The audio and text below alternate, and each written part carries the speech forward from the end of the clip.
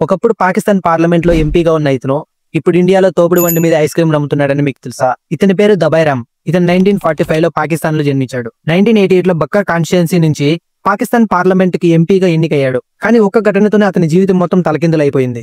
తన మతాన్ని అంగీకరించిన కొందరు ముస్లిం నాయకులు తన పేరులో ఉన్న రామ్ అనే అక్షరాన్ని తీసేయాలని, తనని ముస్లిం మతంలోకి మారాలని చెప్పి ఒత్తిడి చేశారు. ఈ అన్యాయాన్ని ఎదుర్కొనేందుకు దబైరామ్ సుప్రీంకోర్టును ఆశ్రయించాడు.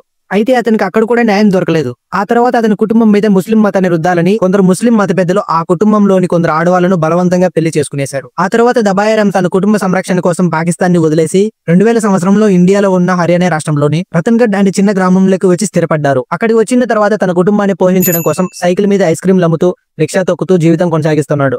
ఒకప్పుడు దేశాన్ని ఎంపీగా పాలించిన వ్యక్తి ఇప్పుడు తన కుటుంబం కోసం రిక్షా తొక్కుతూ ఐస్ క్రీంలు అమ్ముతున్నాడు. తను మొదట్లో ఇండియాకు వచ్చినప్పుడు భారతీయులందరూ మమ్మల్ని సోదరాభావంతో దగ్గర తీసుకున్నారని ఆనందంగా చెప్తూ ఉంటాడు. దబైరామ్ జర్నీ గురించి మీ అభిప్రాయం ఏంటో కామెంట్ చేయండి.